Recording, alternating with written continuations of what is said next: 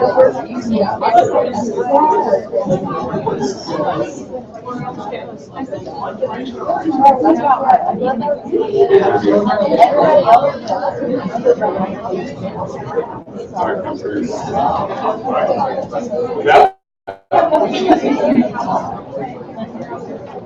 job.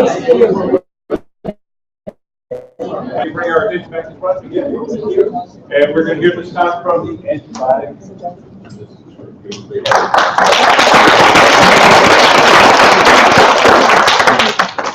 Hello everyone, I'm Abby Lover. I'm Francis Fulton. I'm Emily Newton. I'm Dr. Matt. Today we'll be presenting on the topic of antibiotic resistance, which is the adaptation of microorganisms so that antibiotics are no longer effective against them. Our proposal is a global education campaign that strives to raise awareness and understanding of the topic of antibiotic resistance and why it's significant in society today. We will do this through social media, through schools, and through traveling so that we can target the youth, the public, and third world countries who may have limited resources.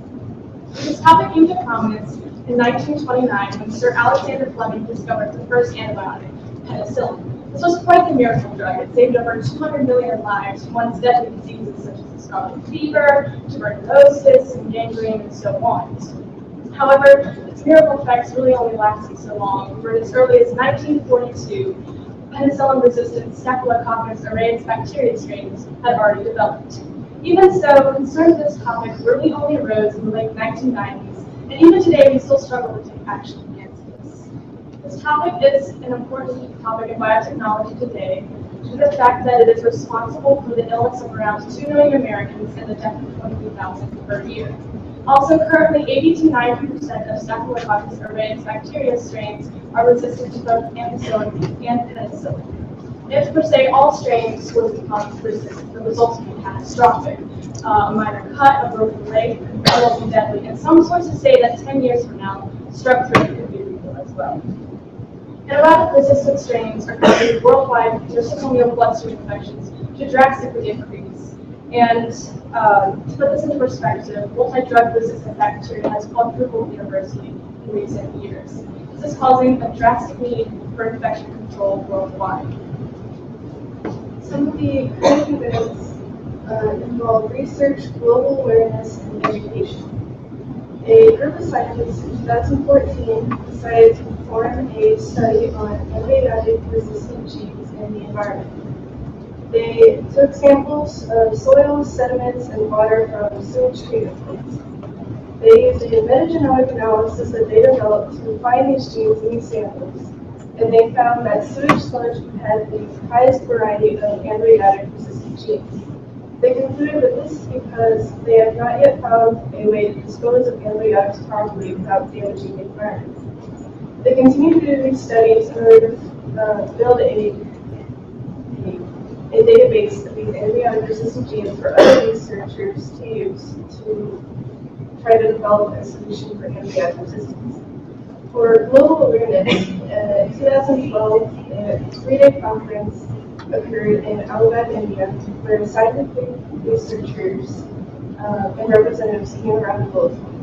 A representative from India discussed that over-the-counter antibiotics have become a serious issue because people are able to buy antibiotics without a prescription from their doctor.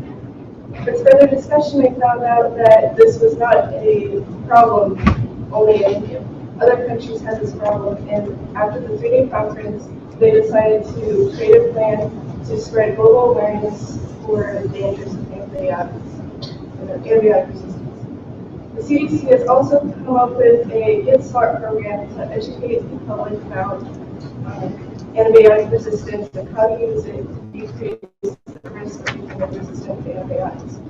The World Health Organization has also issued a document to our government to get them aware of this situation as well and take action. The antibiotic resistance has the ability to affect every single person on the planet.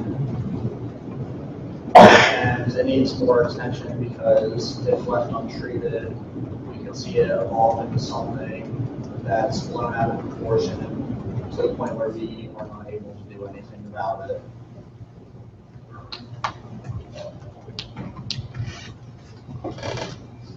Before we chose to raise awareness on this issue, we went through a few other things, such as, or we thought about trying to get people to bathe themselves more. And the reason for that is because if people are clean and they have a cut or something on their body, they have a lesser chance to get an infection or something, and therefore a lesser need to use antibiotics. However, that only addresses how many antibiotics are used. It doesn't affect the disposal of those or how much people actually know about the issue. And trying to get people to be more clean isn't going to bode well with 7 billion people across the world.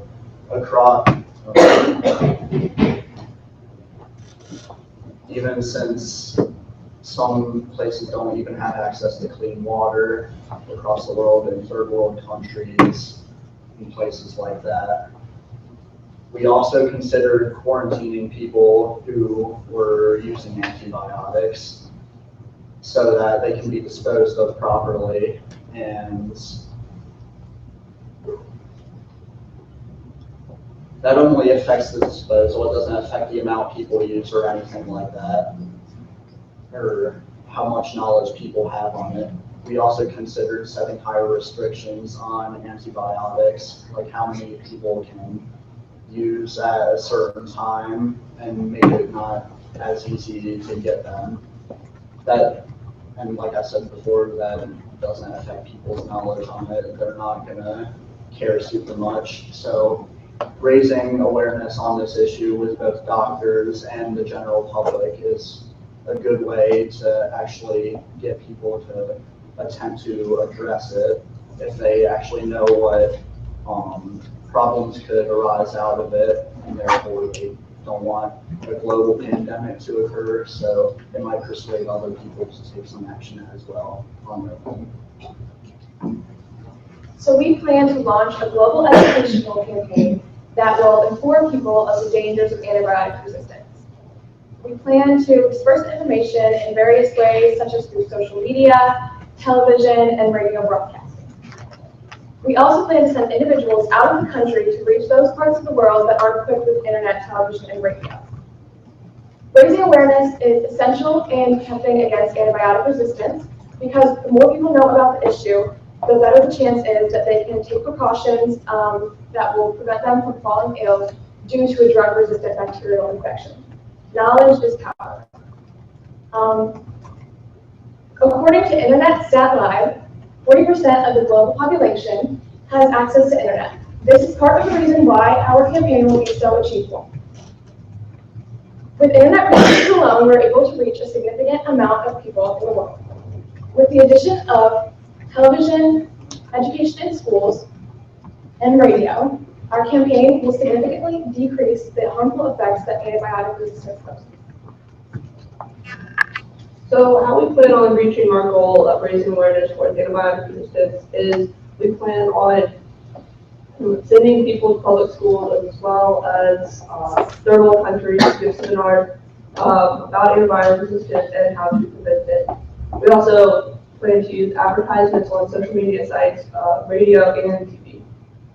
We budgeted our campaign to have an overall cost of $253,000. 53% of that will go towards advertising.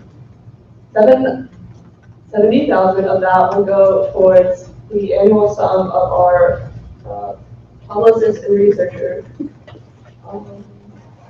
21,000 of that will go towards the travel expense. 12,000 of that will go towards the building rent, and then 10,000 of that will go towards the surveys. The surveys will be how we measure the impact of, or how successful we were on reaching our goal of raising awareness. We will give the surveys to them before and after we do the seminar, and then we will compare the scores that they had before and after our seminar, and hopefully we will be successful on raising awareness. Action has taken place so far with the World Health Organization and the Center of Disease Control, but a huge campaign, a huge education campaign to raise awareness on this issue has not yet taken place, so that the general public, a lot of people in the general public, can learn about this issue and take some action of their own.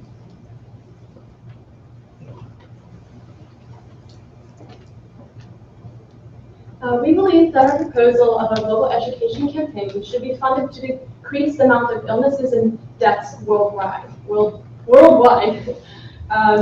We can do this by educating the public on protection and prevention methods, such as just simply washing your hands and having better hygiene, as well as taking your antibiotics as prescribed by your doctor. Also, avoiding places such as hospitals unless absolutely necessary can decrease this because of the increasing rates of evolving antibiotic-resistant infection in hospitals. Also, watching what foods you eat is a key thing in this because many farmers today are feeding their animals antibiotics, which to increase their growth and health, which when we eat these meats, we're getting more exposure to antibiotics and therefore increasing the rate of evolving bacteria. We believe that for this campaign, we could decrease the rate of evolving bacteria and increase the amount of time for researchers and scientists to develop new solutions and new novel drugs so that we may be able to end the problem of antibiotic resistance once and for all. Thank you. Is there any questions? Questions over here. What do you mean by properly disposing? Okay, well, many people when they take antibiotics, they just, dispose of them like, in the trash or someplace like that, and that's not good because it'll just go out into the environment and things like that. Does anyone else have anything? And they also can just, like, if they don't think they have any further need of them, they can just throw them outside or something. Those can be consumed by animals, and those animals can be consumed by other animals, and those ones can be consumed by us. So it increases the amount of antibiotic-resistant bacteria in our bodies. Okay. You said in 10 years strep throat could be considered fatal. Well, currently strep throat is treated with regular antibiotics a long time.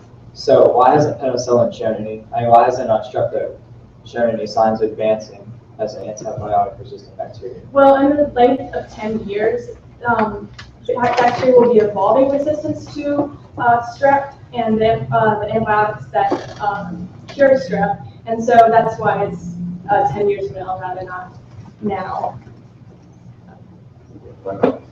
So how would quarantining those who take antibiotics help? And did you mean those who have antibiotic-resistant bacteria? And if so, how would you track them down? It's in order to prevent them from being disposed of, the antibiotics from being disposed of improperly. Like we said with one of the previous questions, if they're thrown into the wild, they can get into our system and that increases antibiotic resistance. So quarantining people in use of them while they're using them until they're done is a good solution for that. But we ultimately decided not to focus. Yeah, and also with quarantine, we would quarantine people with antibiotic-resistant infections so that we may not spread it around to other people. But that would not really bode well with 7 billion people on this planet, and that's why we did not choose that as our plan of action. Are you trying to promote antibiotics? Because I know antibiotics help so many people. So are you trying to promote not using them or careful ways to use them? Your proposal is kind of confusing. We're just trying to. So we're just raising awareness about what the overuse of antibiotics does. So we're trying to get people to kind of tighten down on how they use them and not overusing them. And like I said, the way that you dispose them, not just using them for diseases that you don't need them for. So we don't want to get rid of, we don't want to eliminate antibiotics altogether. We just want to regulate them so that they're still useful, because if they're being overused, then one day they're not going to be useful at all. Yeah, and also with that, as she said, the more we use them, also that increases the amount of evolving bacteria, and that decreases the amount of time for us to create new solutions to this, so that in that way, we can give us more time so that we can find new ways to use this in the bud. Any research across the boards, you made the statement that if I feed antibiotics to a cow and then I butcher that cow and I eat that organic meat, so to speak, am I really taking in that penicillin at its full source? Any research? Well, my question is in its nutshell, or simply, is there any proof out there that penicillin, once ingested by an organism, specifically animal, that it's passed on in the same form to the next animal that consumes it on the feeding level? It's a good question. I think what my research was saying is that it does get passed on. I don't know how much of it is passed on, but I can look into that and email you with an answer if you would like. Anybody else have anything to add on that? Okay, thank you very much.